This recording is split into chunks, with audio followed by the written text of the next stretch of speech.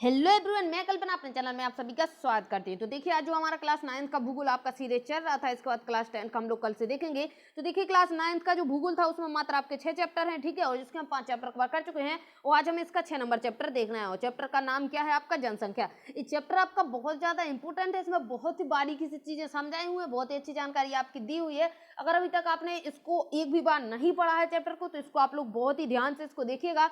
और अगर अगर अभी तक आप चैनल पर नए हो, चैनल को सब्सक्राइब नहीं किया है, तो सबसे पहले चैनल को सब्सक्राइब करके बगल में लगे बेल आइकन को प्रेस कर दीजिएगा ताकि आप तक नोटिफिकेशन पहुंचे सबसे पहले। तो चलिए जनसंख्या चैप्टर स्टार्ट करते हैं। चैप्टर को स्टार्ट करते हुए चलिए आगे बढ़ते हैं। क्या है आप देखिए, क्या आप मानव रहित विश्व की कल्पना कर सकते हैं? तो बिल्कुल कल्पना तो कर लीजिए, क्या फर्क पड़ता है। देखिए, मानव रहित विश्व यानी मानव एक भी ना हो विश्व में, ठीक है।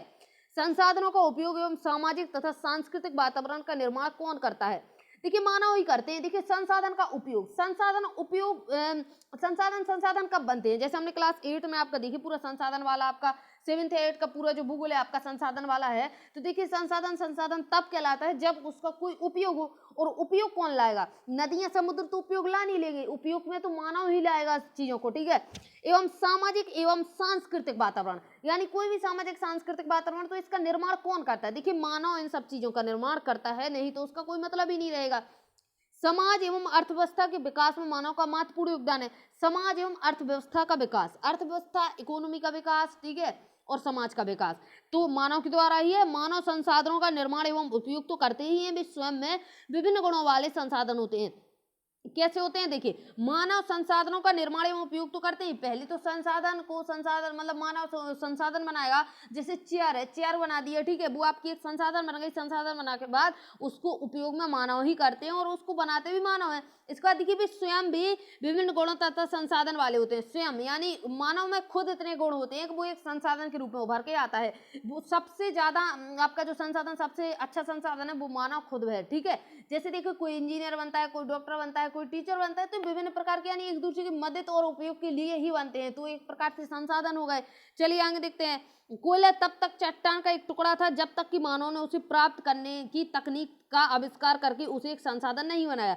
देखिए, कोई चट्टान पड़ी थी, ठीक है, कोयले की, तो उसको उपयोग में तो कोई ला नहीं रहा था। फिर मानव ने क्या किया? उसको उसका विकास किया, तकनीक के द्वारा, टेक्नोलॉजी के द्वारा उसको एक संसाधन बनाया। अब संसाधन बन गया तो खुद उसको उपयोग में लाना स्टार्ट कर दिया, तभी तो वो संसाधन बना, वरना उसको चट्टान को कौन कहता संसाधन? कोई नहीं। प्राकृतिक घटनाएं देखिए, जैसे बाढ़ या सुनामी, जब किसी घनी आबादी वाले गांव या शहर को प्रभावित करती है तभी हम उसको आपदा कहते हैं। बाढ़ आ गई, ठीक है, वहां पे कोई रहता ही नहीं है, ठीक है, कोई भी नहीं रहता, कुछ उधर पर मतलब ही नहीं है, तो उसको आपदा क्यों कहेंगे? क्यों नहीं कहेंगे? देखिए, इसलिए नहीं कहेंगे क्योंकि वो उधर पर कोई जब रहता ही नहीं है, कोई उससे प्रभावित ही नहीं होगा, तो उसको हम आपदा नहीं कहेंगे, कोई उससे प्रभाव भी नहीं पड़ेगा हम पे, ठीक है। लेकिन अगर बाढ़ या सुनामी किसी भरे आबादी वाले गांव या शहर में आती, तब उसको हम आपदा कहेंगे कि आपदा हुई और बर्बादी कर गई, ठीक है। अंग देखिए, इसलिए सामाजिक अध्ययन में जनसंख्या एक आधारी तथ्य, जनसंख्या क्या है? एक आधारी तथ्य, इसलिए जनसंख्या वाला चैप्टर आपका इसमें दिया हुआ है, बहुत इंपोर्टेंट है। आगे देखिए, यह एक संदर्भ बिंदु है जिससे दूसरे तत्वों का अवलोकन किया जा सकता है। यानी कोई अगर दूसरे तत्व में जान पर्चा करना है तो एक आपका संदर्भ बिंदु है जिससे हम दूसरे तत्व को देख सकते हैं तथा उसके अर्थ एवं महत्व ज्ञात कर सकते हैं, ठीक है। संसाधन, आपदा एवं विनाश का अर्थ केवल मानव के लिए ही महत्वपूर्ण है। देखिए, अगर मानव नहीं होता तो संसाधन से क्या मतलब था? कुर्सी है, कूलर है, कोई भी चीज है, तो हमें उससे क्या लेना देना था? जब मानव ही नहीं है तो वो उपयोग कौन करेगा? वो बनाएगा ही क्यों? ठीक है। आपदा, अगर बाढ़ आती है तो हमें क्या मतलब? जब वहां पे कोई मानव ही नहीं है, ठीक है, कुछ होना ही नहीं है बाढ़ से या सूखा से, तो कोई मतलब नहीं है। अब विनाश तभी होगा ना जब मानव की चीजों का विनाश, यानी मानव उसमें क्या होगी? कुछ मृत्यु होगी, ठीक है, विनाश होगा, घर घर आपके घर टूटेंगे या कोई भी चीज होगी, तब तो उसको हम विनाश कहेंगे, नहीं तो हम विनाश का नाम देंगे ही नहीं। तो मानव से ही है ये सब चीजें। आगे देखिए, उनकी संख्या यानी मानव की संख्या, वितरण किस प्रकार से फैले हुए हैं, वृद्धि एवं विशेषताएं या गुण, वृद्धि, ठीक है, जनसंख्या में किस प्रकार से वृद्धि हो रही है, किस प्रकार की विशेषताएं या गुण, पर्यावरण के सभी स्वरूपों को समझने तथा उसकी उनकी विवेचना करने के लिए मूल पृष्ठभूमि प्रदान करते हैं, ठीक है। पर्यावरण के सभी स्वरूपों को समझने के लिए ये सब चीजें क्या है, मूल पृष्ठभूमि है। आगे देखिए, मानव पृथ्वी के संसाधनों का उत्पादन एवं उपभोग करता है। क्या करता है, पहले तो उत्पादन करेगा, यानी पहले तो बनाएगा संसाधन को, ठीक है, फिर उसका उपभोग यानी अपने यूज में लाएगा। इसलिए यह जानना आवश्यक है कि एक देश में कितने लोग निवास करते हैं।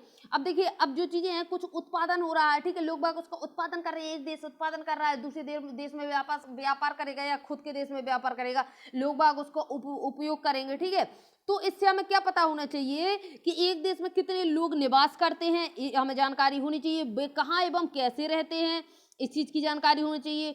उनकी संख्याओं में वृद्धि क्यों हो रही है, ठीक है, यानी जनसंख्या में वृद्धि क्यों हो रही है, तथा उनकी कौन कौन सी विशेषता है, यानी उधर विशेषता क्या क्या है। भारतीय जनगणना हमारे देश की जनसंख्या संबंधित जानकारी हमें प्रदान करती है, यानी अगर भारत की जनगणना होती है तो ये सब जानकारी हमें अपने आप प्राप्त हो जाएगी। आगे देखिए, सबसे पहले हम जनसंख्या से संबंधित 3 प्रमुख प्रश्नों पर विचार करते हैं। 3 आपके मुख्य प्रश्न है, उसमें आपका नीचे बॉक्स दिया हुआ था, इसको हम थोड़ा बाद में देखेंगे, पहले ये 3 विचार हम देख लेते हैं कि आखिर क्या है। तो देखिए, फर्स्ट है आपका जनसंख्या का आकार एवं वितरण। समझिए इसको, जनसंख्या का आकार एवं वितरण। अगर जनसंख्या का आकार एवं वितरण की बात करें तो उसमें देखिए हम लोग क्या देखेंगे, लोगों की संख्या कितनी है, तो इससे हमें आकार पता चलेगा, और वितरण, वे कहाँ और किस प्रकार वे कहाँ निवास करते हैं, यानी रह कहाँ रहे हैं, पहाड़ी क्षेत्र में, स्थानीय क्षेत्र में, नदी के किनारे कहाँ रह रहे हैं, तटवर्ती क्षेत्र में, तो उससे हमें चीजें जानकारी होगी। आगे देखिए, जनसंख्या वृद्धि एवं जनसंख्या परिवर्तन की प्रक्रिया। जनसंख्या में वृद्धि यानी जनसंख्या बढ़ती, या फिर जनसंख्या में परिवर्तन यानी हो सकता कमी हो जाए, हो सकता वृद्धि हो जाए। समय के साथ जनसंख्या में वृद्धि एवं इसमें परिवर्तन कैसे हुआ, इस चीज को भी देखेंगे। अब देखिए, जनसंख्या के गुण एवं विशेषता।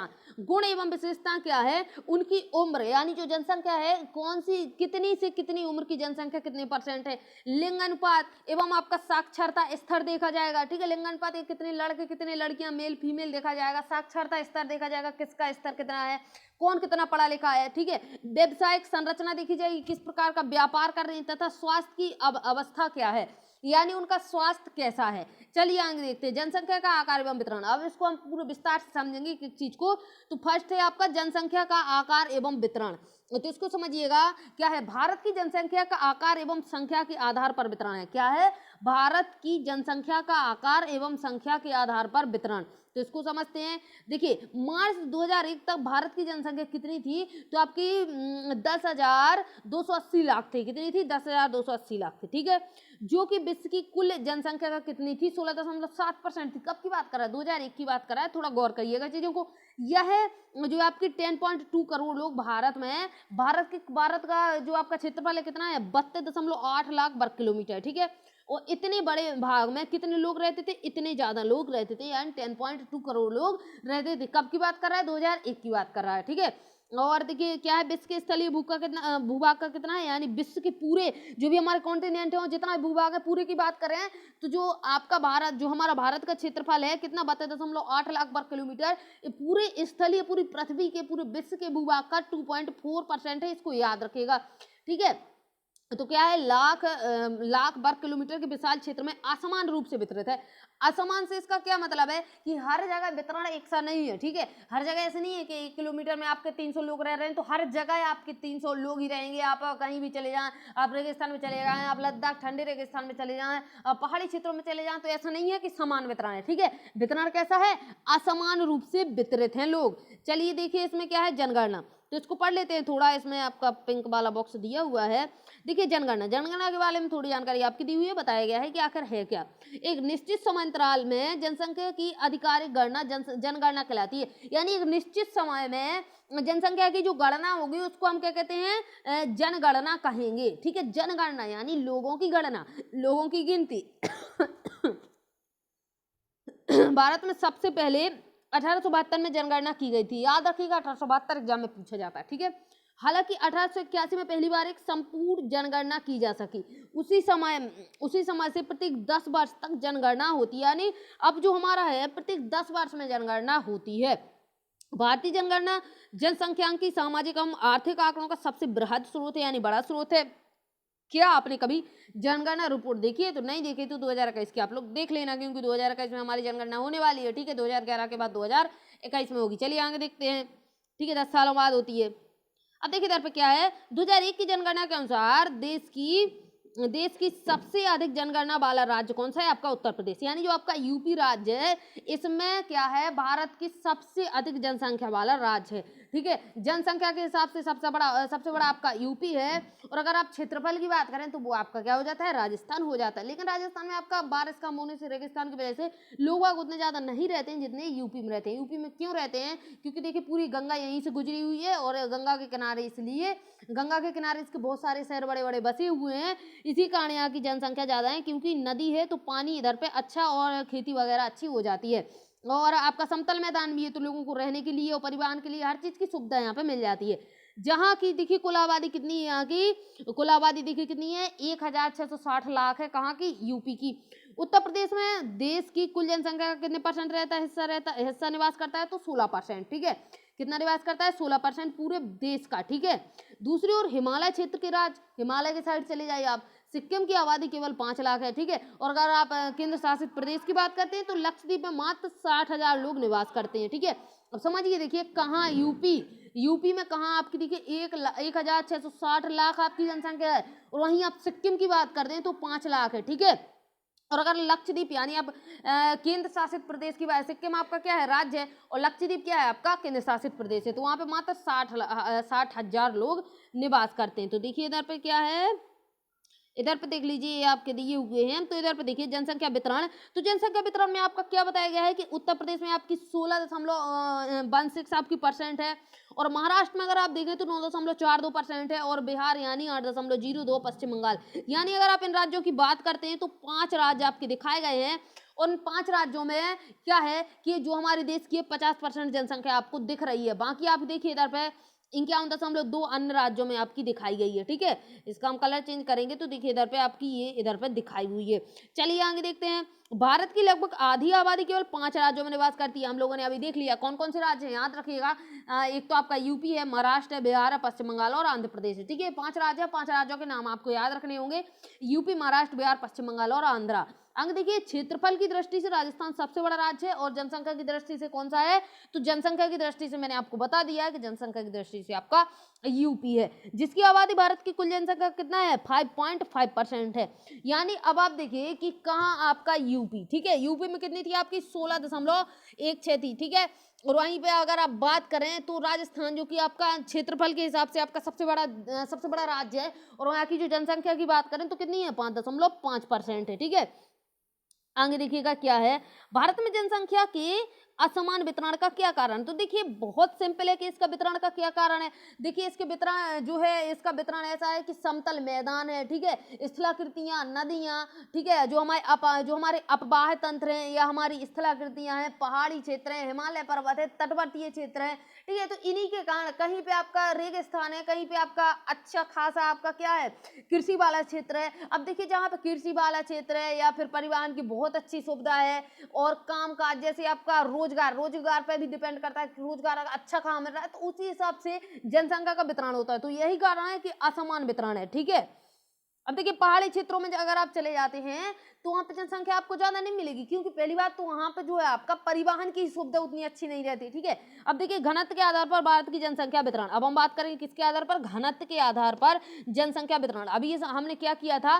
भारत की जनसंख्या का आकार एवं संख्या के आधार पर वितरण किया था, यानी जनसंख्या का आकार क्या है और उसका संख्या के आधार पर वितरण। अब हम देखेंगे घनत्व के आधार पर भारत में जनसंख्या वितरण। अब घनत्व के आधार पर देख लेते हैं किस प्रकार से, कहाँ किस राज्य का कैसा घनत्व है। जनसंख्या घनत्व क्या होता है पहले समझ लीजिए। असमान वितरण का बेहतर चित्र प्रस्तुत करता है। कैसे वितरण का? असमान वितरण का। प्रति इकाई क्षेत्रफल में रहने वाले लोगों की संख्या को जनसंख्या घनत्व कहते हैं। यानी प्रति इकाई क्षेत्रफल, यानी 1 किलोमीटर के क्षेत्र में कितने लोग रहते हैं उसको हम कहेंगे जनसंख्या घनत्व। ठीक है, तो इस चीज को याद रखिएगा, कितना प्रति इकाई क्षेत्रफल में रहने वाले लोगों की संख्या को हम क्या कहते हैं? जनसंख्या घनत्व कहते हैं। भारत विश्व के घनी आबादी वाले देशों में से एक है। ठीक है, वो तो है ही। आगे देखिए केवल बांग्लादेश केवल बांग्लादेश तथा जापान का जनसंख्या घनत्व भारत से अधिक है। बांग्लादेश एवं जापान का जनसंख्या घनत्व ज्ञात कीजिए। तो देखिए हम भारत का ही कर लें, उतना ही बहुत है। चलिए आगे देख लेते हैं। तो क्या है आपका बांग्लादेश और जापान का घनत्व कैसा है? भारत से ज्यादा है। याद रखिएगा, भारत का आपका अच्छा घनत्व है, लेकिन इसका आपका क्या है कि आपका बांग्लादेश और जापान का भारत से भी ज्यादा है। देखिए 2001 में भारत का जनसंख्या घनत्व कितना था? तो 324 व्यक्ति प्रति वर्ग किलोमीटर था। यानी एक वर्ग किलोमीटर में कितने व्यक्ति रहते हैं भारत में? 324। कब का नापा हुआ है? आपका 2001 की जनगणना के अनुसार है, ठीक है। जहां पश्चिम बंगाल का, अगर आप राज्यों की बात करें तो राज्यों का देख लीजिए कि अगर आप पश्चिम बंगाल कोलकाता सिटी वगैरह में चले जाते हैं तो वहां का जो जनसंख्या घनत्व है वो आपका 904 व्यक्ति वर्ग किलोमीटर है। यानी 1 किलोमीटर में कितने व्यक्ति रहते हैं? उधर पर 904 रहते हैं, बहुत ज्यादा है। वहीं अरुणाचल प्रदेश की बात करें तो मात्र 13 व्यक्ति। अब अंतर देख लीजिए आप लोग, कहाँ 900 से ऊपर, ठीक है, और कहाँ 13 मात्र, ठीक है। तो अंतर तो आप देख सकते हैं। इसको देख लीजिए आगे, क्षेत्र 6.3 राज्य स्तरीय जनसंख्या घनत्व के असमान वितरण को दर्शाता है। चलिए उसको देखते हैं। क्या है आपका 6.3? तो 6.3 चित्र नंबर, चलिए इसको आगे देखेंगे बाद में, इसको चलिए आगे देख लेते हैं। आपका 6.3 जो भी है, देखिए 250 व्यक्ति प्रति वर्ग किलोमीटर से कम जनसंख्या घनत्व वाले राज्यों के नाम बताइए। तो इसमें आपका ये जो आपका है नक्शा नीचे दिया हुआ है उसकी बात कर रहा है। तो हमें पहले चलिए इसको पढ़ लेते हैं, फिर ऊपर से बताएंगे इसको बाद में। तो देखिए पर्वतीय क्षेत्र तथा प्रतिकूल जलवायु अवस्थाएं इन क्षेत्रों की विरल जनसंख्या के लिए उत्तरदायी है। देखिए पर्वतीय क्षेत्र, ठीक है। अब बात कर रहा है किसको? 250 व्यक्ति प्रति वर्ग किलोमीटर से कम। तो ये जो आपके राज्य हैं जहाँ पे आपका 250 से भी आपका कम है, तो वो आपके पर्वतीय क्षेत्र बता रहा है कि पर्वतीय क्षेत्र है और यहाँ की प्रतिकूल जलवायु अवस्था है, ठीक है। और इसकी जब जलवायु अवस्था आपकी ऐसी ये, और यहाँ की विरल, विरल यानी एकदम फैली हुई जनसंख्या, इसी के लिए उत्तरदायी, यानी पर्वतीय क्षेत्र के कारण ही यहाँ पे फैली हुई जनसंख्या है। अब देखिए 250 से कम अगर हम देखते हैं तो देखिए चलिए पहले इसको देख लेते हैं। और ये रहा आपका चित्र, और इसमें बताया गया है आपका कि 250 से कम, ठीक है। इधर पे आपको 250 से कम की बात करें तो ये देखिए 250 से 500 के बीच, और इससे कम की बात करेंगे तो अगर आप इसकी बात कर लें, ये वाला जो आपका क्षेत्र है, ठीक है, तो अगर आप देखेंगे तो इधर पे आपका ये वाला क्षेत्र जो आपका है, ये जो आपका है 250 से कम है, ठीक है। और चलिए आगे देखते हैं इसको, और इसमें क्या बताया गया है। किस राज्य का जनसंख्या घनत्व 100 व्यक्ति प्रति वर्ग किलोमीटर से भी कम है और क्यों है? तो देखिए इसको देखेंगे कि मतलब क्यों है, और क्यों है, तो क्यों के मतलब क्या है आपका, देख लेते हैं इसको। 100 से कम, तो येलो वाला क्षेत्र है। देखिए एक तो आपका जम्मू कश्मीर है, जम्मू कश्मीर में आपका एक तो लद्दाख आ जाता है, ठीक है, ठंडा रेगिस्तान आ जाता है। दूसरी बात आपका पहाड़ी क्षेत्र भी यहाँ पे आ जाते हैं। और दूसरा आपका अरुणाचल प्रदेश का भी 100 से कम है। अभी अभी हमने देखा ना कि 13, ठीक है। तो देखिए ये जो आपके क्षेत्र है पर्वतीय, एक तो पर्वतीय क्षेत्र है, दूसरा इधर पे आपका हिमालय है, और तीसरी बात यहाँ पे इतनी ठंडक है कि लोग इधर पे सर्वाइव नहीं कर सकते, इसी के कारण यहाँ पे इतने कम लोग रहते हैं। चलिए आगे देखेंगे, आगे इधर पे आपका क्या है। तो देखिए असम एवं अधिकतर प्रायद्वीपीय राज्यों का जनसंख्या घनत्व कैसा है? माध्यम है। यानी प्रायद्वीपीय राज्य, यानी जहाँ पे 3 आपका क्या है प्रायद्वीपीय राज्य, तो इधर पे देखिए जनसंख्या घनत्व मध्यम है। मध्यम यानी बीच का है, ना ज्यादा है ना कम है। पहाड़ी कटे छटे एवं पथरीले भूभाग, मध्यम से कम वर्षा यानी कम वर्षा वाले क्षेत्र, छिछली एवं कम उपजाऊ मिट्टी इन राज्यों की जनसंख्या घनत्व को प्रभावित करती है। तो बिल्कुल यही चीज है। देखिए एक तो पहाड़ी आपका परिवहन में दिक्कत हो जाता है, कटे छटे एवं पथरीले भूभाग। अब कटे छटे पथरीले भूभाग होंगे तो वहां भी हमें खेती करने में दिक्कत होगी। और मध्य वर्षा, मध्यम से कम वर्षा यानी बीच में जो वर्षा होती है आपकी, ना ज्यादा ना कम, उससे भी कम वर्षा, तो उसमें भी बहुत ज्यादा दिक्कत होगी कि खेती के लिए पानी नहीं मिलेगा। छिछली एवं कम उपजाऊ मिट्टी, अब देखिए कम उपजाऊ मिट्टी होगी तो खेती कहाँ से हो जाएगी, ठीक है। इन राज्यों की जनसंख्या घनत्व को प्रभावित करती है, तो यही चीज है। अब देखिए उत्तरी मैदानी भाग एवं दक्षिण में केरल का जनसंख्या घनत्व बहुत अधिक है। तो अगर आप केरल की बात करते हैं तो यहाँ का क्या है आपका जनसंख्या घनत्व कैसा है? जनसंख्या घनत्व यहाँ का अच्छा है, वानी वो बहुत अधिक है, क्योंकि यहाँ समतल मैदान भी है एवं उपजाऊ मिट्टी भी पाई जाती है। एक तो समतल मैदान है तो परिवहन में भी दिक्कत नहीं आएगी, खेती किसानी में भी दिक्कत नहीं आती है लोग बागों को। और यहाँ की जो मिट्टी है उपजाऊ है, तटवर्ती क्षेत्र है, मिट्टी का उपजाऊपन अच्छा है, तथा पर्याप्त मात्रा में बारिश भी हो जाती है। तटवर्ती क्षेत्र होने के कारण बारिश भी अच्छी हो जाती है। उत्तरी मैदान के अधिक जनसंख्या घनत्व वाले 3 राज्यों के नाम बताइए। तो देखिए उत्तरी मैदान जो है आपका, यहाँ के जो 3 राज्य हैं आपके कौन कौन से हैं, तो अगर आप बात करें तो देखिए एक तो आपका यूपी बिहार और आपका पश्चिम बंगाल हो जाएगा, ठीक है। यूपी बिहार और पश्चिम बंगाल आपका हो जाएगा। इधर पे आपका उत्तराखंड भी है, देखिए उत्तराखंड तो ज्यादा नहीं है आपका, लेकिन इधर पे दिल्ली भी आपकी आ जाएगी, ठीक है। तो ये राज्य आपके हो जाएंगे। चलिए आगे देखते हैं, ये इस साइड आपका केरल दिया हुआ है, तो ये भी आपका अच्छा जनसंख्या वाला घनत्व वाला राज्य।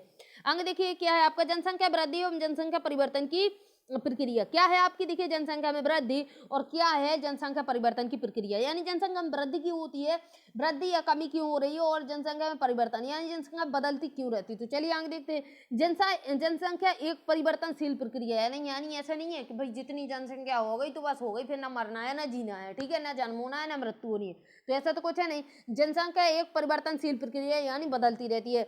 आबादी की संख्या यानी वितरण एवं संगठन में लगातार परिवर्तन होता है। आबादी की संख्या और इसके वितरण में यानी ये कहाँ पे कम ज्यादा, और इसके संगठन यानी कहाँ पे किस प्रकार की रह रही है, तो उसमें परिवर्तन होते रहते हैं। ये परिवर्तन तीन प्रक्रिया किसके कारण आते हैं, ये परिवर्तन इसको समझ लीजिए। एक तो जन्म के कारण आते हैं यानी जन्म, ठीक है, और दूसरी बात है मृत्यु के कारण आते हैं, दूसरा है प्रवास के कारण आते हैं, ठीक है। जनसंख्या में कमी वृद्धि हो रही है तो तीन चीजों के कारण होती है, किसके कारण, जन्म से, मृत्यु से और प्रवास, इन तीन कारणों से होती। चलिए देखते हैं जनसंख्या वृद्धि। तो जनसंख्या वृद्धि कब होगी, कब होगी जनसंख्या वृद्धि, जब जो है मृत्यु दर, वो जन्म दर ज्यादा रहेगी, किससे, मृत्यु दर से। जन्म दर जब ज्यादा रहेगी तो जनसंख्या में वृद्धि होगी यानी जनसंख्या बढ़ेगी। जनसंख्या वृद्धि का अर्थ है किसी विशेष समय अंतराल में, जैसे आपका 10 वर्षों के भीतर किसी देश या राज्य के निवासियों की संख्या में परिवर्तन यानी परिवर्तन से इसका मतलब है जनसंख्या का वृद्धि, वृद्धि का मतलब बढ़ना, यानी परिवर्तन मतलब बढ़ना, ठीक है। कमी भी परिवर्तन होगा आपका, लेकिन वृद्धि की बात कर रहा है तो जनसंख्या का बढ़ना, ठीक है। तो किसी विशेष समय में अगर हम बात करें तो 10 वर्षों में ही जनसंख्या गणना की जाती है, आपकी जनगणना, तो 10 वर्षों में ही आपका हो जाएगा, ठीक है। किसी देश या राज्य के निवासियों की संख्या में परिवर्तन, इस प्रकार के परिवर्तन को दो प्रकार से व्यक्त किया जा सकता है। कौन कौन से हैं, तो देख लीजिए। पहला तो क्या है आपका सापेक्ष वृद्धि, तथा दूसरा कैसा है, प्रति वर्ष होने वाले प्रतिशत परिवर्तन के द्वारा, यानी प्रति वर्ष होने वाले प्रतिशत परिवर्तन, प्रति वर्ष कितना परिवर्तन हो रहा है उस चीज से हम लोग इसको बोल सकते हैं। प्रत्येक वर्ष या एक दशक में बड़ी जनसंख्या कुल संख्या में वृद्धि का परिणाम है, यानी दशक, यानी 10 साल में अगर आप बात करते हैं तो 10 साल की बात कर लीजिए, अगर आप प्रति वर्ष की बात करते तो प्रति वर्ष की बात कर लीजिए, जनसंख्या में वृद्धि का परिणाम है। पहले की जनसंख्या, जैसे कि आप 1991 की जनसंख्या की बात करें, पहले की जनसंख्या को बाद की जनसंख्या से घटाकर इसे प्राप्त, जिसे आप निरपेक्ष वृद्धि कहा जाता है। इसको फिर से समझ लीजिए, क्या है कि पहले की जनसंख्या को बाद की जनसंख्या से घटाकर, यानी पहले जो जनसंख्या थी, बात कर रहा है 1991 की, और फिर बात कर रहा है 2021, 91 से 2001 की जनसंख्या को घटा देंगे तो इससे प्राप्त किया जाता है, यानी फिर जो जनसंख्या निकलेगी उसको हम निरपेक्ष वृद्धि कहते हैं, यानी वो उतनी वृद्धि हो गई, ठीक है। आगे देखिए क्या है, जनसंख्या की वृद्धि का दर दूसरा महत्वपूर्ण पहलू है इसका अध्ययन। इसका अध्ययन देखिए, इससे क्या मतलब है, इसका अध्ययन प्रति वर्ष प्रतिशत में किया जाता है। अब अध्ययन यानी पूरी आपकी जनगणना होगी, जनगणना तो आपका अध्ययन कहलाएगा, ठीक है, और फिर पता चलेगा कि कितनी जनसंख्या आपकी बढ़ी है। जैसे देखिए प्रति वर्ष 2% वृद्धि की दर का अर्थ है कि दिए हुए किसी वर्ष की मूल जनसंख्या में प्रत्येक 100 व्यक्तियों में 2 व्यक्तियों की वृद्धि होना। अरे सीधी बात है, अगर 100 जनसंख्या है और अगले साल क्या होती है 102 बढ़ जाती है, तो इससे आप क्या कहेंगे कि 2% की वृद्धि हो गई, बस जैसे हम मैथ में सवाल लगाते हो वही चीज तो बता रहा है। इसे क्या कहेंगे, हम वार्षिक वृद्धि दर करेंगे। वार्षिक वृद्धि दर क्यों कहेंगे, क्योंकि वर्ष के हिसाब से है, ठीक है, और अगर आपकी 10 साल से होती तो दशक वृद्धि दर कह देते बस। चलिए आगे देखते हैं, भारत की आबादी। भारत की आबादी 1951 में कितनी थी, आपकी थी 3610 लाख से बढ़कर कितनी हो गई थी आपकी, 2001 में कितनी हो गई थी, 10,280 लाख हो गई थी। बताइए आप, इधर पे 3000, इधर पे 10,000, तो अंतर तो आपका 50 सालों में बहुत ज्यादा आ गया, ठीक है। आगे देखिए क्या है, भारत की जनसंख्या वृद्धि का परिणाम एवं दर तो दिया हुआ है, थोड़ा इधर पर देख लेते हैं कि किस परसेंटेज आपका किस प्रकार का दिया हुआ है। तो देखिए इधर पे कुल जनसंख्या आपकी लाख में दी हुई है, एक दशक में सापेक्ष वृद्धि दी हुई है, वार्षिक दर दी हुई है, तो वार्षिक दर आपकी इतनी दी हुई है, ठीक है, ये सब चीजों को देख लीजिए। चलिए आगे देखते हैं और क्या है आपका, तो इधर पे देखिए 1951 से 1981 तक जनसंख्या की वार्षिक वृद्धि दर नियमित रूप से बढ़ रही है, यानी बढ़ी है, हर साल बढ़ी है। ये जनसंख्या में तीव्र वृद्धि की व्याख्या है, जो 1951 से अपनी आपकी कितनी थी 3610 लाख से, और 1981 की बात करें यानी 3 से 30 साल, ठीक है, 3 दशक यानी 30 साल, तो आपकी कितनी होगी, दुगनी दुगनी, ठीक है। बताइए इधर पर 3000, इधर पर 6000, दुगनी हो गई आपकी जनसंख्या सीधी। अब देखिए इसको आगे देखते हैं, किंतु 1981 से वृद्धि दर धीरे धीरे कम होने लगी। अब क्या हुआ, धीरे धीरे क्या हुआ, वृद्धि दर कम होने लगी। इस दौरान जन्म दर में तेजी से कमी आई, यानी देखिए वृद्धि दर कम होने यानी जनसंख्या कम नहीं हुई, वृद्धि दर कम हुई। यानी मान लीजिए कभी वृद्धि आपकी कितनी थी, 1 थी, तो जाके फिर 0.5 हो गई, ठीक है, तो ये होती है आपकी। इससे मतलब ये नहीं कि जनसंख्या कम हुई है, ठीक है, वृद्धि दर कम हुई है, समझिए इसको धीरे धीरे कम होने लगी। इस दौरान जन्म दर में तेजी से कमी आई। वृद्धि दर कब होगी? जब भी तो होगी जब जन्म दर कम होगी और आपका जो है मृत्यु ज्यादा होगी। मृत्यु ज्यादा हो जाए और जन्म कम हो तो क्या होगा कि जनसंख्या उतनी ज्यादा नहीं बढ़ेगी, यानी जो है हर साल की जो वृद्धि होगी वो थोड़ा कम हो जाएगी। फिर भी केवल 1990 में कुल जनसंख्या में 1820 लाख की वृद्धि हुई। कितनी हुई? आपकी केरल में, केवल में नहीं केरल में। केवल क्या हुआ देखिए इधर पे, केवल 1990 में कुल जनसंख्या में क्या हुआ? 1,820 लाख की वृद्धि हुई। यानी 1990 की अगर आप बात करते तो इतनी ज्यादा वृद्धि आपकी हो गई। ठीक है, मतलब कम है। इतनी बड़ी वार्षिक वृद्धि इससे पहले कभी नहीं हुई। ठीक है, सॉरी, इतना ज्यादा मात्रा में 1,820 आपकी जो 1,820 लाख है, इतनी ज्यादा वृद्धि हुई आपकी 1990 में कि कभी भी इतनी ज्यादा वृद्धि देखने को नहीं मिली। चलिए देखिए आगे, तो इसमें क्या है? भारत कुल जनसंख्या एवं जनसंख्या वृद्धि दर। तो ये जो आपका ग्राफ है, ग्राफ दिया हुआ 1991 का, फिर 1961 यानी 10 साल में हुई, फिर 1971 का, फिर 1981 का। यानी अगर आप सीधी बात करें 1951 से सीधी आप 2001 की बात करते हैं तो बहुत ज्यादा इसमें अंतर आया है। चलिए आगे देखते हैं। इधर पे देखिए, इस पर ध्यान देना आवश्यक है। किस पर? तो देखते हैं कि किस पर ध्यान देना आवश्यक है। तो समझिए इसको कि भारत की आबादी बहुत अधिक है। तो भारत की आबादी बहुत अधिक तो है ही। अभी जब आपका 2011 की जो आपकी जनसंख्या गणना हुई थी उसमें भारत हमारा दूसरे नंबर पे है। ठीक है, चाइना, और इस साल तो शायद आपका जो 21 में जनगणना होने वाली है उसमें तो शायद भारत जो है आपका फर्स्ट पर ही पहुंच जाना है। ठीक है, अभी फर्स्ट पर चाइना था और अब फर्स्ट पर शायद भारत पहुंच जाएगा। देखते हैं फिर आगे क्या होता है। ठीक है, तो देखिए क्या है आपका, इस पर ध्यान देना आवश्यक है कि भारत की आबादी बहुत अधिक है। जब विशाल जनसंख्या में कम वार्षिक दर लगाया जाता है तब इसमें सापेक्ष वृद्धि बहुत अधिक होती है। जब 10 करोड़ जनसंख्या में न्यूनतम दर से भी वृद्धि होती है तब भी जुड़ने वाले लोगों की संख्या बहुत अधिक होती है। इसको समझिएगा। भारत की वर्तमान जनसंख्या में वृद्धि दर कितनी है आपकी? भारत की वर्तमान जनसंख्या में वार्षिक वृद्धि आपकी 155 लाख है। ठीक है, एक वर्ष में 155 लाख लोग बढ़ रहे हैं जो कि संसाधनों एवं पर्यावरण के संरक्षण को निश्चित करने के लिए पर्याप्त है। ठीक है, और देखिए वृद्धि दर में कमी। अब वृद्धि दर में कमी कब होगी? वृद्धि दर में कमी जब आपका जो जन्म है वो कम होंगे और मृत्यु ज्यादा होने लगेगी। जन्म दर नियंत्रण के लिए किए जा रहे प्रयासों की सफलता को प्रदर्शित करता है। यानी अगर आप देखें वृद्धि दर आपको दिख रही है अगर कि कम हो रही है तो इससे क्या होता है कि जन्म दर पर नियंत्रण के लिए जो प्रयास किए जा रहे हैं उसमें सफलता मिल रही है। इसके बावजूद जनसंख्या की वृद्धि जारी है। जनसंख्या की वृद्धि क्यों जारी है? तो इसको समझ लीजिए। तथा 2045 तक भारत चीन को पीछे छोड़ते हुए विश्व के सबसे अधिक आबादी वाला देश बन सकता है। 2035 की बात कर रहा है। ठीक है, हमें तो इधर पे 2000 अभी जो 21 की जनगणना है मुझे तो इसी में लगता है कि इसी में ही आगे निकल जाएगा भारत। ठीक है, आगे देखते हैं जनगणना वृद्धि परिवर्तन की प्रक्रिया। तो क्या है जनसंख्या वृद्धि परिवर्तन की प्रक्रिया? चलिए आगे देखते हैं। तो इसमें बोल रखा है जनसंख्या वृद्धि परिवर्तन की प्रक्रिया, यानी जनसंख्या में वृद्धि परिवर्तन यानी कमी भी हो सकती है, ऐसा नहीं है कि वृद्धि होगी। चलिए आगे देखते हैं। जनसंख्या में होने वाले परिवर्तन की मुख्य 3 प्रक्रियाएं हैं। कौन कौन सी हैं? तो देखिए परिवर्तन किन किन कारणों से आते हैं। एक तो जन्म दर से परिवर्तन आ जाएगा। ठीक है, एक मृत्यु दर से परिवर्तन आ जाएगा और तीसरा आपका प्रवास यानी एक जगह से लोगों को दूसरी जगह प्रस्थान करना। तो ये 3 चीजों से क्या होता है? जनसंख्या में परिवर्तन आते हैं।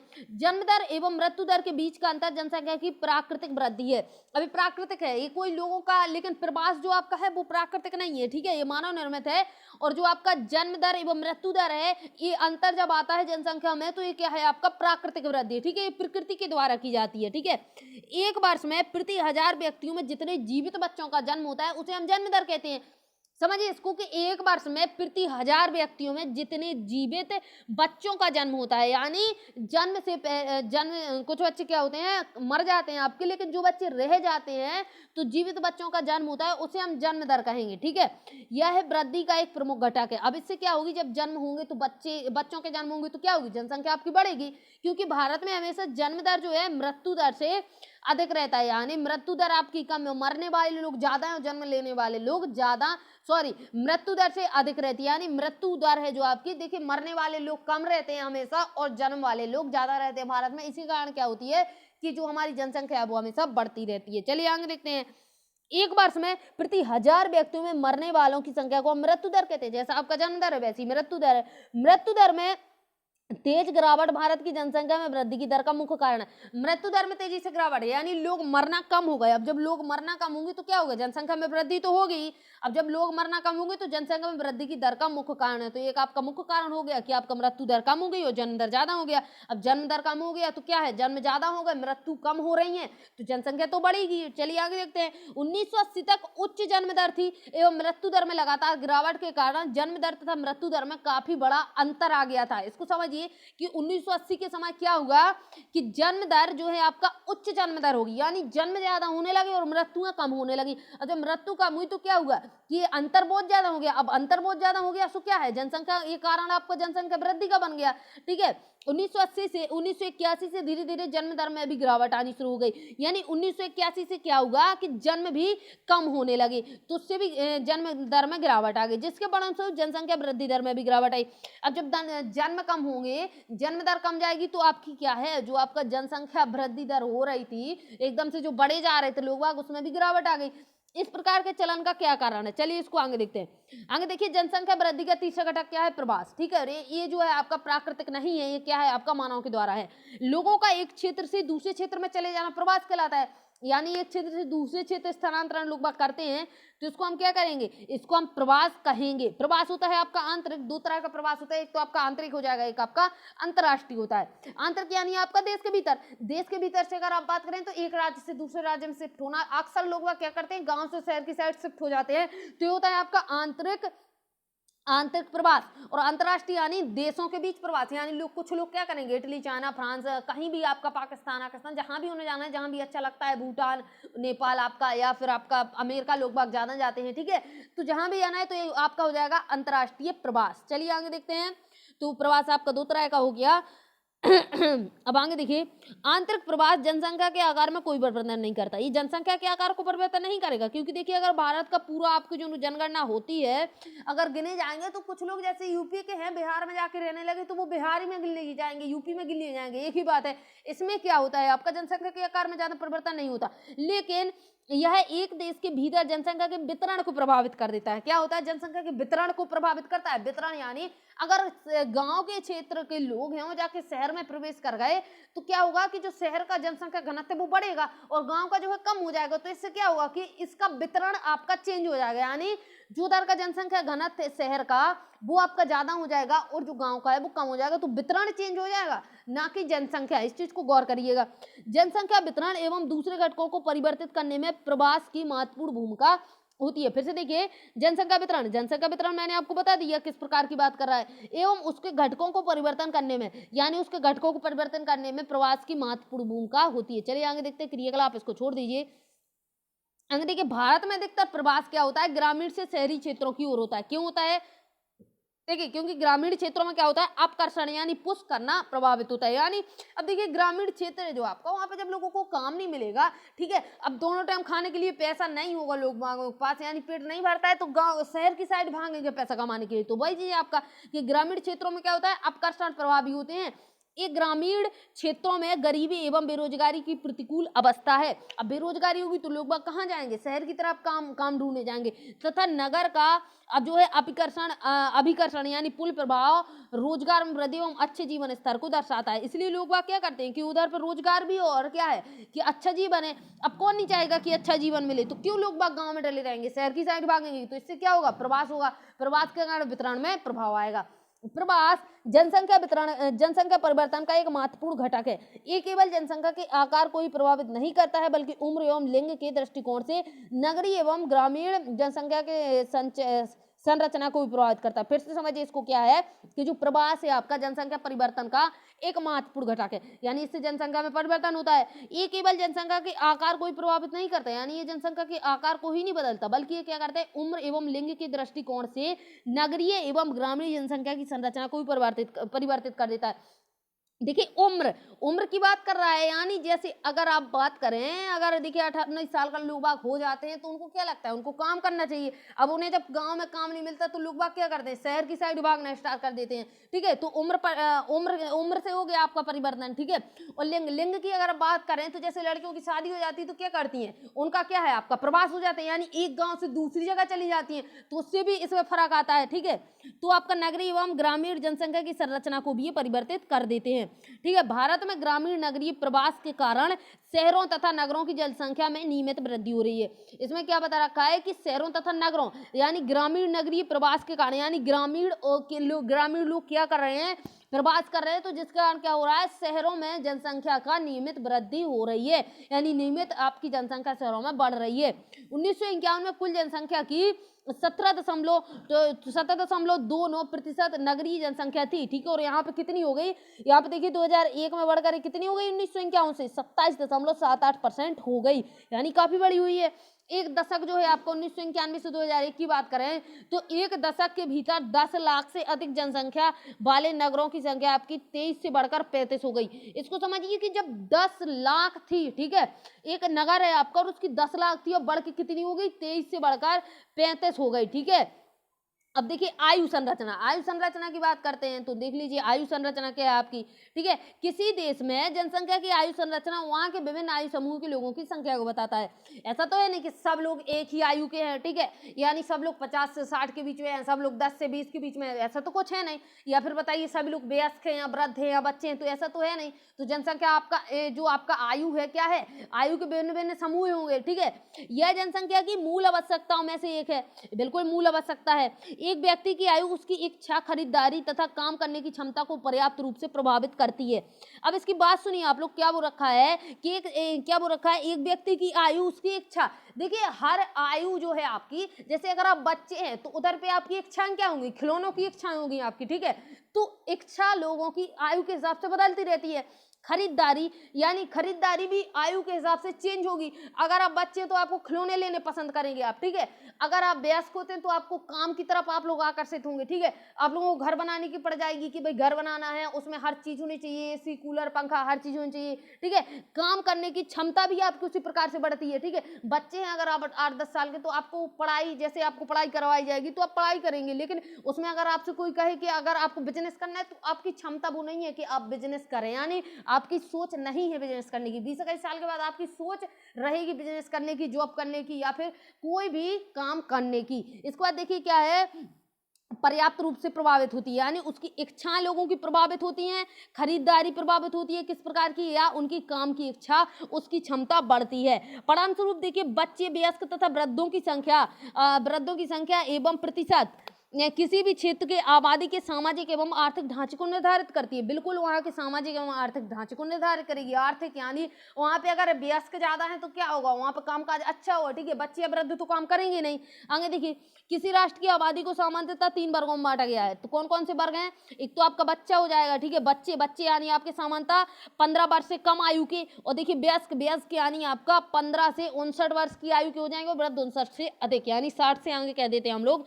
तो देख लीजिए क्या है आपका, ये आर्थिक रूप से उत्पादनशील नहीं होते। अब देखिए ये बच्चे 15 वर्ष से कम के बच्चे हैं तो उत्पादन यानी कुछ काम तो करेंगे नहीं, यानी इनसे पैसा तो आता नहीं है बच्चों से। ठीक है, तो ये क्या है, उत्पादनशील नहीं है, तथा इनको भोजन, वस्त्र एवं स्वास्थ्य संबंधी सुविधाएं उपलब्ध कराने की आवश्यकता होती है। यानी ये उत्पादनशील नहीं है आर्थिक रूप से कि मतलब अर्थव्यवस्था में कुछ काम कर सके, लेकिन हमें इनको भोजन भी उपलब्ध कराना होगा, हमें इनको वस्त्र भी उपलब्ध कराने होंगे, हमें इन्हें स्वास्थ्य संबंधी सुविधाएं, यानी हमें इन पर खर्च तो करना होगा 1 से 15 वर्ष के बच्चों पर। ठीक है, लेकिन ये किसी भी प्रकार का उत्पादन नहीं करेंगे। अंग देखिए वयस्क, ये आर्थिक रूप से उत्पादनशील तथा जैविक रूप से प्रजननशील होते हैं। ठीक है, समझिएगा इसको। 15 से 59 वर्ष के बीच की अगर बात करेंगे तो आर्थिक रूप से उत्पादनशील होते हैं, यानी ये क्या है, इनका सबसे ज्यादा इनका क्या होता है, सबसे ज्यादा ये लोग क्या करते हैं कि आर्थिक, यानी जो हमारी अर्थव्यवस्था है, इन्हीं लोगों के विकास, मतलब अर्थव्यवस्था का विकास इन्हीं उम्र के लोगों से होती है। और जैविक रूप से बात करें तो ये प्रजननशील होते हैं। यह जनसंख्या का कार्यशील वर्ग है, यानी अगर आप इसकी बात करेंगे तो ये जनसंख्या का कार्यशील वर्ग है, यानी ये सबसे ज्यादा कार्य करने वाला वर्ग है। अगर आप बात करेंगे 59 वर्ष से अधिक यानी वृद्धावस्था की, तो आर्थिक रूप से उत्पादनशील या अवकाश प्राप्त हो सकते हैं। यानी हो सकता है उत्पादनशील हो, यानी हो सकता है जो हमारी अर्थव्यवस्था है उसमें हाथ बटा रहे हो सकता है अवकाश हो, यानी हो सकता है इन लोगों ने पूरा संन्यास ले लिया हो कामकाज से। ये स्वैच्छिक रूप से कार्य कर सकते हैं, लेकिन भर्ती प्रक्रिया के द्वारा इनकी नियुक्ति नहीं होगी, यानी इनका जो पहले का कार्य है उसको कर सकते हैं। अब आप बताइए भर्ती प्रक्रिया के द्वारा इनकी नियुक्ति क्यों होगी? ठीक है, 59 साल उम्र कम होती है क्या? मतलब 59 साल के ऊपर के 60, 62, 65, तो इनको आप भर्ती तो कर नहीं सकते हैं किसी जगह, यानी इनकी नियुक्ति नहीं हो सकती है। चलिए आगे देखिए और क्या है आपका। इधर पे देख लीजिए कि ये भारत की उम्र संरचना बनी हुई है, तो अगर आप इसको देखें तो येलो कलर में बच्चे दिखाए गए हैं, बच्चे यानी 1 से 15 वर्ष के, और ये आपके दिखाए गए हैं रेड कलर में वयस्क, यानी अगर आप बात करें तो भारत में जो वयस्कों की संख्या है यानी आपकी 58.7 यानी 60% भी आप लोग कह सकते हैं लगभग, ठीक है, यानी बहुत ज्यादा है। यानी अगर हम भारत को विकसित करना चाहें तो बहुत अच्छे से विकसित कर सकते हैं।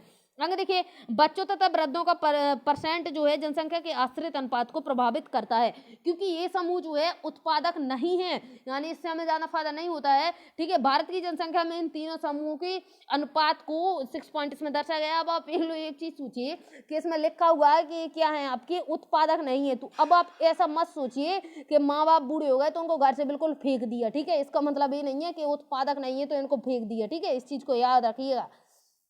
आगे देखिएगा लिंग अनुपात की बात करते हैं तो इसमें जो दिया हुआ क्रियाकलाप इसको आप कर लीजिए। अगर हम लिंग अनुपात की बात करें तो इसको भी देख लेते हैं। ये भी हमारे भारत की एक बड़ी समस्या है। प्रति 1000 पुरुषों पर महिलाओं की संख्या को लिंग अनुपात कहा जाता है, यानी अगर 1000 पुरुषों पर कितनी महिलाएं तो उसको हम क्या कहेंगे? लिंग अनुपात कहेंगे। यह जानकारी किसी दिए गए समय में समाज एवं पुरुषों एवं महिलाओं के बीच समानता की सीमा मापने के लिए एक महत्वपूर्ण सामाजिक सूचक है। इसको समझिए इस लाइन को फिर से।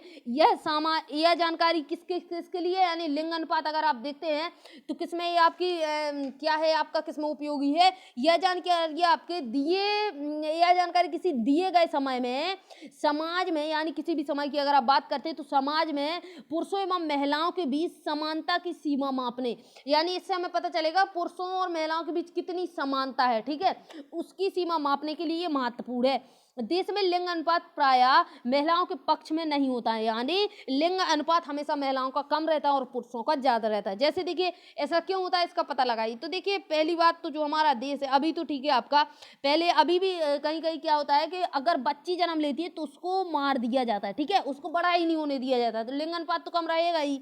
आगे देखिए क्या है, सन 1991 से 2001 के बीच के लिंग अनुपात को सारणी में दर्शाया गया है, इसको देख लेते हैं। तो देखिए जो आपका है कौन से वर्ष का बताया है? 1951 से 2001 के बीच का बताया गया है। तो देखिए प्रत्येक 10 साल की जनगणना का दिखाया गया है। तो 1951 की बात करेंगे अगर आप तो 1000 पुरुषों पर 946 महिलाएं थी, यानी आपका 50-55 महिलाएं 1000 पुरुषों पर कम थी। ठीक है, अगर आप फिर 10 साल की बात करें तो थोड़ा और कम हो गया, 941, यानी कम ही होती जा रही है। ठीक है, 1971 की बात करें तो 930 रह गई। 1971 के बाद आप 81 की बात करते हैं तो 900 आपकी 34, यानी हर बार आपकी कम हो रही है। ठीक है, और 1991 की बात करें तो आप 929, और आप देखें 2001 की बात करें तो 931। लिंग अनुपात आपका अभी भी कम है, कोई बड़ी बात नहीं है। ठीक है, अभी भी कम है क्योंकि वो दर्जा नहीं दिया जाता है महिलाओं को जो देना चाहिए, तो इसलिए कम हो जाता है। देखिए क्या आप जानते हैं, तो देखिए केरल में प्रति 1000 पुरुषों पर महिलाओं की संख्या जो है आपकी, देखिए केरल का जो आपका इधर पे लिंग अनुपात है इसमें जो महिलाओं के साइड है, यानी पुरुष मात्र 1000 है लेकिन महिलाएं 1058 है। ठीक है, पांडिचेरी में प्रति 1000 पर 1001, यानी इसमें भी महिलाओं की संख्या ज्यादा है। जबकि दिल्ली में अगर आप देखें तो दिल्ली में आपके अगर 1000 पुरुष हैं तो महिलाएं यहाँ पे मात्र 821 है, यानी बहुत ही ज्यादा कम हो जाता है। ठीक है, और हरियाणा की बात करें तो यहाँ भी पुरुष अगर 1000 हैं तो महिलाएं मात्र आपकी 861 रह जाती हैं। ठीक है, इस प्रकार की भिन्नताओं का क्या कारण हो सकता है? तो देखिए आप कारण तो आप सब लोग जानते हैं, इसमें बताने की जरूरत है ही नहीं, आप कमेंट करके मुझे ही बता दीजिए कि क्या कारण है। चलिए आगे देखते हैं, सबसे अधिक महिला साक्षरता दर कौन से राज्य में है और क्यों? तो देखिए केरल में ही है, क्योंकि आपका देखिए अगर अभी हमने देखा कि केरल में जो है आपका ये जो आपका लिंग अनुपात है ये आपका केरल में ज्यादा है, तो केरल में ही आपका जो है साक्षरता दर, यानी केरल में आपका साक्षरता दर कितनी है? तो देखिए केरल में महिलाओं की साक्षरता दर आपको 90% मिलती है। चलिए आगे देखिए साक्षरता दर, अभी हमने साक्षरता दर, हाँ चलिए अब साक्षरता दर देख लेते हैं, यानी महिलाएं और क्या है साक्षरता दर। साक्षरता किसी जनसंख्या का बहुत ही महत्वपूर्ण गुण है। बिल्कुल, साक्षरता दर यानी पढ़े लिखे होना, ठीक है, पढ़ना लिखना बहुत ही ज्यादा इंपॉर्टेंट है। स्पष्टता केवल एक शिक्षित और जागरूक नागरिक की बुद्धिमत्ता निर्णय ले सकता है, ठीक है। ये क्या करते हैं, इसमें बता रखा है कि एक शिक्षित और जागरूक नागरिक अगर है, ठीक है, शिक्षित है, उसे चीजों की जानकारी है, वो जागरूक है, तो वही एक बुद्धिमान इंसान है और वो एक बुद्धिमत्ता निर्णय ले सकता है, फालतू का निर्णय नहीं लेगा, तथा शोध एवं विकास के कार्य कर सकता है। अब जब क्या है, शिक्षित है, पढ़ा लिखा है इंसान, तो शोध कर सकता है, ठीक है, चीजें खोज सकता है और विकास के लिए कार्य कर सकता है। साक्षरता स्तर में कमी आर्थिक प्रगति में एक गंभीर बाधा है। क्या है आपका कि अगर साक्षरता स्तर यानी पढ़ाई लिखाई में अगर लोग बाग कम हैं, तो क्या है आपका कि जो आर्थिक प्रगति है यानी जो हमारा इसकी इकोनॉमी है जो हमारी इंडिया की, वो एक गंभीर बाधा बन जाएगी, क्योंकि वो बढ़ेगी नहीं, लोग बाग काम नहीं करेंगे, उनमें विकास नहीं करेंगे, शोध नहीं करेंगे, तो क्या है। चलिए आगे देखें, 2001 की जनगणना के अनुसार एक व्यक्ति की आयु, अब इधर पे देखिए क्या है आपका, चलिए आगे देखते हैं इसको क्या है साक्षरता दर को।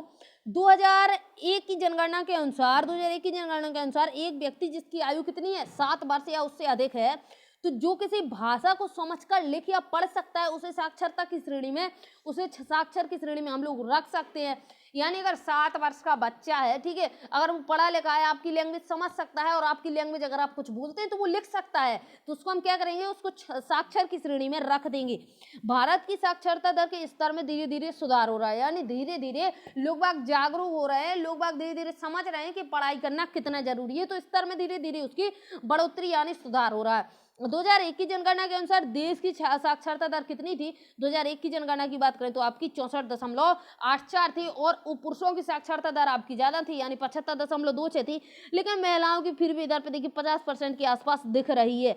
साक्षरता दर में इस प्रकार का अंतर क्यों है, साक्षरता दर में इस प्रकार का अंतर इसलिए है क्योंकि लोग बाग लड़कियों को बोलते हैं कि स्कूल नहीं जाना चाहिए और आपका जो है आपका रोटी पानी चूल्हा चक्की करना चाहिए, इसलिए क्या है इतनी ज्यादा आपकी साक्षरता दर का अंतर आ जाता है कि पुरुषों का आपका 75% और महिलाओं की मात्र 50% के आसपास आपको दिख रही है। चलिए आगे देखते हैं। और कब की रिपोर्ट है आपकी, तो ये 2001 की रिपोर्ट है। अब जो आपकी जो इसकी साक्षरता दर है वो बढ़ चुकी है। आगे देखिए व्यावसायिक संरचना की बात करते हैं तो देखिए आर्थिक रूप से क्रियाशील जनसंख्या का परसेंट विकास का एक महत्वपूर्ण सूचक है। आर्थिक रूप से क्रियाशील जनसंख्या यानी आर्थिक रूप यानी जो अर्थव्यवस्था में सहायता करे और ऐसा कार्य लोग बाग जो करते हैं तो उसको हम कहते हैं आर्थिक रूप से क्रियाशील, ठीक है।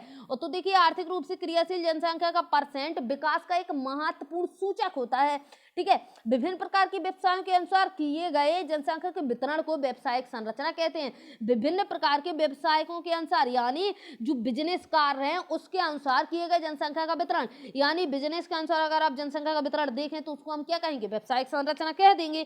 किसी भी देश में विभिन्न व्यवसायों को करने वाले भिन्न भिन्न लोग होते हैं, यानी आपका व्यवसाय है, कोई किसी चीज का व्यवसाय, किसी का किसी चीज का व्यवसाय, किसी का जूते बनाने का व्यवसाय, किसी का कपड़े बनाने का व्यवसाय है, ठीक है, कोई कूलर बना देता है, कोई पंखा बना देता है, कोई आपका गेट खिड़की बना देता है, तो अलग अलग लोगों के व्यवसाय, तो लोग भी भिन्न भिन्न होंगे, ठीक है। व्यवसाय को समानता 3 भागों में बांटा गया। एक तो आपके प्राथमिक व्यवसाय होते हैं, द्वितीय आपके द्वितीय व्यवसाय होते हैं, आपके तृतीयक श्रेणी, यानी 3 भागों में इसको वर्गीकृत कर दिया गया है।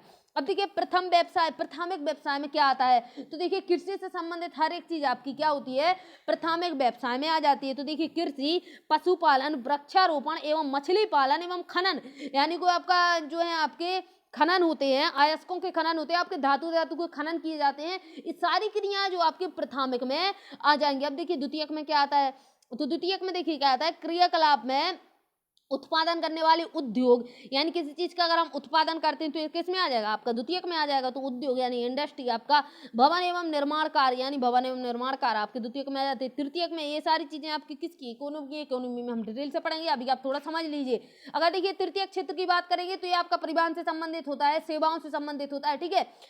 तो देखिए परिवहन, संचार, वाणिज्य, प्रशासन एवं सेवाएं, यानी ये सब जो चीजें आपकी मात्र सेवाएं वाली हैं, ठीक है, और इसीलिए तृतीयक में रख दी जाती है। देखिए विकसित एवं विकासशील देशों में विभिन्न क्रियाकलापों में कार्य करने वाले लोगों का अनुपात अलग अलग होता है। इसको समझिए, विकसित एवं विकासशील देश। अब हम देखेंगे हमारा जो भारत है विकसित में आता है या विकासशील में आता है, किस में आता है। तो देखिए विकसित एवं विकासशील देशों में विभिन्न क्रियाकलापों में कार्य करने वाले लोगों का अनुपात अलग अलग होता है, बिल्कुल अलग अलग होगा। अब लोगों का अनुपात ऐसा तो है नहीं कि भाई एक सा हो जाए, ठीक है। विकसित देशों में द्वितीयक तथा तृतीयक क्रियाकलापों में कार्य करने वाले लोगों की संख्या का अनुपात अधिक होता है। यानी अगर विकसित देशों की अगर आप बात करते हैं तो वहां क्या है आपका जो आपका द्वितीयक एवं तृतीयक क्रियाकलाप है, यानी द्वितीयक और तृतीयक क्षेत्र की बात करें तो द्वितीयक एवं तृतीयक क्षेत्र में कार्य करने वाले लोगों की संख्या का अनुपात अधिक है। यानी जो प्राथमिक क्षेत्र था उसमें कम है और द्वितीयक और तृतीयक में क्षेत्र में ज्यादा अनुपात है। और अगर आप विकासशील देशों में विकासशील देशों की बात करें तो प्राथमिक क्रियाकलाप में कार्यरत लोग ज्यादा है। तो अगर आप बात करें तो भारत में कुल जनसंख्या का 64% भाग कृषि पर आधारित है, ठीक है, यानी कृषि कार्य करता है। और देखिए द्वितीय तथा तृतीय क्षेत्रों में इतना है आपका 13 और 20%। तो देखिए वर्तमान समय में बढ़ती हुई औद्योगिकरण यानी इंडस्ट्री आपका जो बढ़ रही है या फिर आपका शहरीकरण बढ़ रहा है में वृद्धि होने के कारण द्वितीय एवं तृतीय क्षेत्रों में व्यावसायिक परिवर्तन हुए। तो ये सब चीजें जो आपके व्यावसायिक परिवर्तन तो हो गई ही। अगर शहरीकरण बढ़ेगा तो शहर में लोग अगर भागते हैं तो वो कृषि करने के लिए तो जाते नहीं है, उद्योग की तरफ भागते हैं, ठीक है। तो एक आपका क्या है इधर पे, तो ये हो गया आपका। और देखिए क्या है, अगर आप इससे बात करें तो अगर आपसे बोला जाए कि विकास और विकासशील देश हैं तो भारत को इसमें से किस में रखा जाएगा, ठीक है, तो आप आराम से बता देंगे विकासशील में, क्योंकि जो विकासशील देश होते हैं उसमें क्या है कृषि पर ज्यादा आपका जोर है, ठीक है।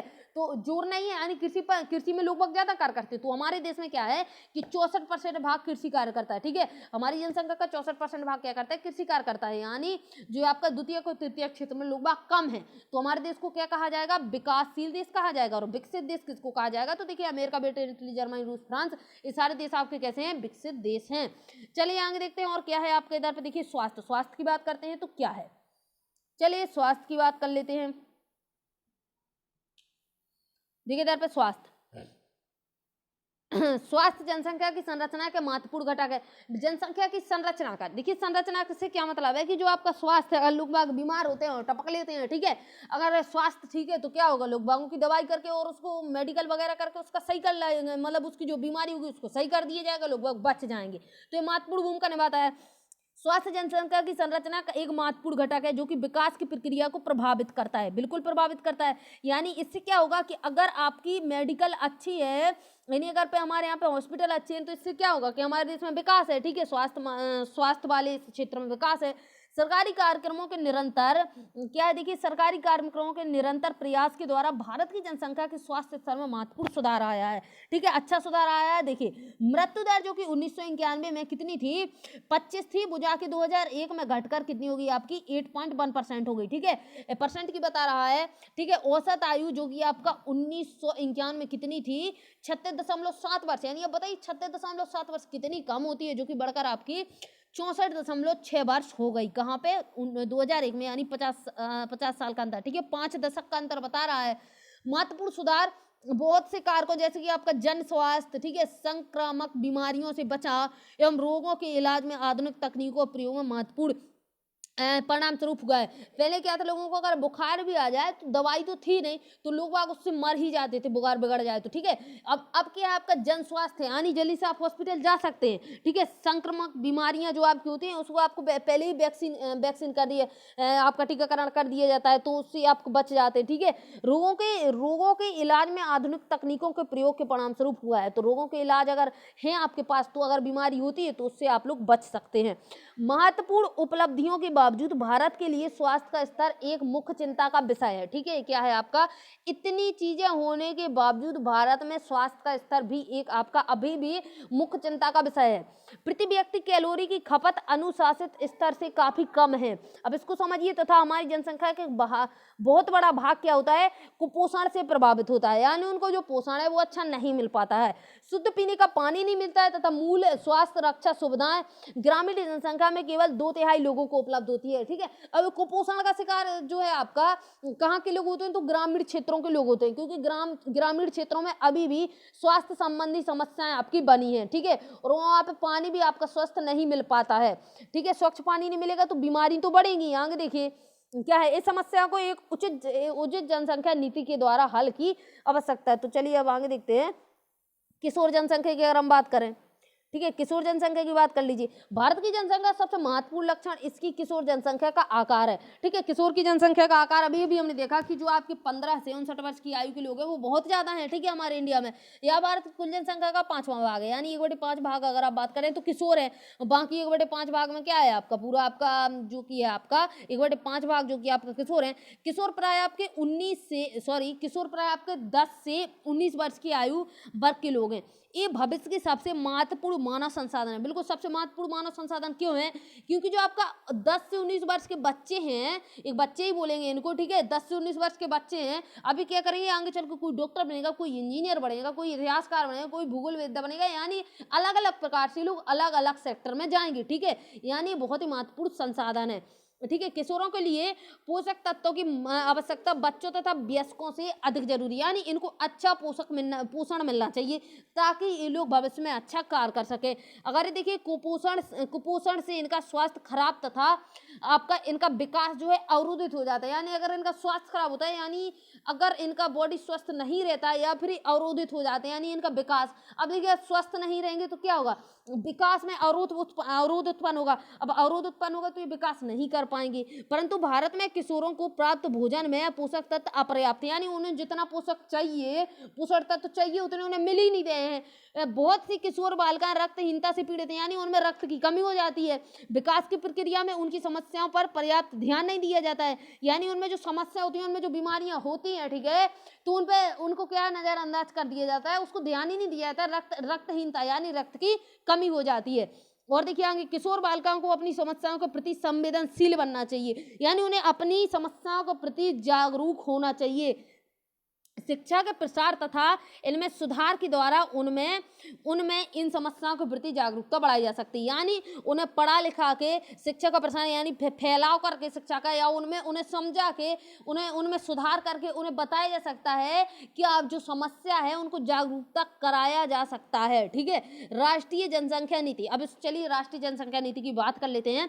परिवार के आकार को सीमित रखकर एक व्यक्ति के स्वास्थ्य एवं कल्याण को सुधारा जा सकता है, बिल्कुल सुधारा जा सकता है। अभी आप लोग खुद बताइए, आपका जो देखिए इसमें क्या है, राष्ट्रीय जनसंख्या नीति, परिवार के आकार को सीमित रखकर, यानी आपके 2 बच्चे, ठीक है, 2 बच्चे बहुत हैं, ठीक है, वो पहले क्या है आपके 7-7 8 बच्चे अगर आप देखें तो देखने को मिलते हैं। इससे क्या होती है कि इसमें जो स्वास्थ्य एवं कल्याण को सुधारा जा सकता है, यानी अगर आप फैमिली को सीमित करते हैं तो इससे स्वास्थ्य एवं कल्याण को सुधारा जा सकता है। क्यों? अगर आप देखिए अगर 2 बच्चे और कहीं पर 7-8 बच्चे हैं तो इनकी परवरिश देखिए किन बच्चों की ज्यादा होगी। 2 बच्चों को लोग बाग अच्छे से परवरिश दे सकते हैं, उनको शिक्षा अच्छी दे सकते हैं, उनको अच्छे से क्या है, उनको पढ़ा लिखा अच्छा सकते हैं, उनका खान पान अच्छा कर सकते हैं। और जहाँ 7-8 बच्चे होंगे तो उन्हें तो पता ही नहीं रहेगा कि भैया पढ़ाना क्या है, क्या करना है, कुछ से किसी चीज से मतलब नहीं रहेगा। तो देखिए अगर परिवार के आकार को सीमित रखकर एक व्यक्ति क्या कर सकता है, स्वास्थ्य एवं कल्याण में सुधार कर सकता है। इस तथ्य आगे देखिए, इस तथ्य को ध्यान में रखते हुए कि भारत सरकार ने 1952 में एक व्यापक परिवार नियोजन कार्यक्रम को प्रारंभ किया था। परिवार कल्याण कार्यक्रम जिम्मेदार तथा सुनियोजित पितृत्व को बढ़ावा देने के लिए कार्यरत है। राष्ट्रीय जनसंख्या नीति आपकी 2000 में जो चली थी, कई वर्षों के नियोजित प्रयासों का परिणाम है। ठीक है, राष्ट्रीय जनसंख्या नीति आपकी 2000 कौन सी थी, जो कि आपका देखिए 14 वर्ष से कम आयु के बच्चों को निःशुल्क शिक्षा प्रदान करने की थी। तो जो कि आपका जो आर्टिकल आपका 21A है, यानी 21A का आपका जो अनुच्छेद 21A है, उसमें आपका 6 से 14 साल के बच्चों के लिए क्या है, फ्री शिक्षा यानी निःशुल्क है। अब देखिए आगे शिशु मृत्यु दर की आपकी जो है, शिशु मृत्यु दर को प्रति 1000 में 30 से कम करने, व्यापक स्तर पर टीका रोधी बीमारियों से बच्चों को छुटकारा दिलाने, यानी आप पहले देखें तो पहले टीकाकरण तो आपका होता नहीं था, तो बच्चे आपके जल्दी से खत्म भी हो जाते थे, ठीक है, मर जाते थे बच्चे। अब 1000 में क्या है, 30 से कम हो गए, यानी 1000 अगर बच्चे पैदा होते हैं तो 30 बच्चे मुश्किल से मरेंगे। ठीक है, व्यापक स्तर पर टीका रोधी बीमारियों से बच्चों को छुटकारा दिलाने, यानी टीकाकरण की सुविधा करी गई, जैसे ठीक है हमारी स्वास्थ्य संबंधी समस्याएं दूर करेंगी। टीकाकरण किया गया बच्चों को 15 दिन, 1 महीने, 15 दिन, जितने भी दिनों में होता है, ठीक है, 6 महीने में, सालाना में। तो देखिए लड़कियों की शादी की उम्र को ने के लिए प्रोत्साहित करने तथा परिवार नियोजन को एक जन केंद्रित कार्यक्रम बनाने के लिए नीतिगत ढांचा अपनाया गया। अब इससे क्या हुआ आपका कि जो है इसमें क्या बता रखा है, लड़कियों की शादी की उम्र को बढ़ावा देने, यानी मतलब लड़कियों की जो शादी की उम्र है उसको बढ़ाना, ठीक है, उसके लिए प्रोत्साहित किया गया, यानी उसको बढ़ावा दिया गया। तो इससे भी क्या हुआ, परिवार नियोजन को एक जन केंद्रित कार्यक्रम बनाने के लिए नीतिगत ढांचा प्रदान करती है। चलिए आगे देखते हैं राष्ट्रीय जनसंख्या नीति 2000 और किशोर की बात करते हैं। तो देखिए राष्ट्रीय जनसंख्या नीति जो आपकी 2000 में चली थी, उसमें क्या आपकी किशोर तथा किशोरियों की पहचान जनसंख्या के उस प्रमुख भाग के रूप में की, किस प्रमुख भाग के रूप में की, तो देखिए जिस पर बहुत ध्यान देने की आवश्यकता है, यानी जो आपकी किशोर जनसंख्या है उस पर जो है उस पर ध्यान देने की आवश्यकता है, ठीक है। आपकी देखिए पोषण की आवश्यकताओं के अतिरिक्त इस नीति में अवांछित गर्भधारण और यौन संबंध से प्रसारित बीमारियों के क्या है आपकी कि देखिए किशोर और किशोरियों की संरक्षा जैसी अन्य महत्वपूर्ण आवश्यकताओं पर भी जोर दिया गया। यानी जो आपकी राष्ट्रीय जनसंख्या नीति चलाई गई थी उस पर इन सब चीजों पर ध्यान दिया गया, ठीक है। और आगे देखिए क्या है इसमें, इसके द्वारा ऐसे कार्यक्रम चलाए गए जिसका उद्देश्य देर से विवाह और देर से संतान उत्पत्ति को प्रोत्साहित करना, किशोर किशोरियों को अनुरक्षित यौन संबंध के कुपोषण के बारे में शिक्षित करना, यानी यहाँ पर आप सीधी सीधी इसको पढ़ सकते हैं, गर्भ निरोधक सेवाओं को पहुंच और खरीद के भीतर बनाना, इसका खाद्य संपूरक और पोषणिक सेवाएं उपलब्ध कराना, बाल विवाह को रोकने के लिए कानून सुदृढ़ करना। यानी ये सब जो चीजें मैंने पढ़ी हैं ये क्या है आपकी राष्ट्रीय जन नीति जो आपकी 2000 चली थी उसमें ये सब चीजों पर बल दिया गया था, ठीक है। किसी भी राष्ट्र के लिए वहाँ के लोग बहुमूल्य संसाधन होते हैं। लोग देखिए लोग आपके बहुत ही महत्वपूर्ण संसाधन होते हैं। एक शिक्षित एवं स्वास्थ्य जनसंख्या की कार्यक्षम शक्ति प्रदान करते हैं, यानी अगर वहाँ की जनसंख्या शिक्षित है और स्वास्थ्य है तो जो वहाँ की इकोनॉमी भी अच्छी बढ़ेगी, यानी देश अच्छा विकास कर सकता है। तो ये चैप्टर आपका इधर पर समाप्त होता है। इसके बाद आपके अभ्यास दिए हुए हैं, तो देखिए कितना हो गया 58 मिनट, यानी लगभग आपका 1 घंटा पहुंच गया। अब इसमें आप लोग आराम से क्वेश्चन कर सकते हैं, तो इसका आप स्क्रीनशॉट कर लीजिए। आगे देखिए क्या है आपका, इसका भी स्क्रीनशॉट आप लोग कर सकते हैं आराम से। क्वेश्चन आपके सिंपल दिए हुए हैं, इसका स्क्रीनशॉट आप लोग कर सकते हैं। और अगर अभी तक आपने चैनल को क्या है आपने अगर अभी तक आपने चैनल को सब्सक्राइब नहीं किया है तो चैनल को सब्सक्राइब करके बगल में लगे बेल आइकन को प्रेस कर दीजिए। और अगर वीडियो में आपको पॉइंट पर भी समझ में आया है, कुछ भी समझ में आया, 1% 2% समझ में आया, तो एक बार लाइक जरूर कर दीजिएगा वीडियो को। और अब मिलेंगे नए चैप्टर के साथ। नए चैप्टर तो ही अब मिलेंगे हम लोग क्लास 10th के साथ, यानी क्लास 9th आपका पूरा समाप्त हो चुका है, क्लास 10th के साथ कल मिलेंगे। और तब तक के लिए जय हिंद जय भारत।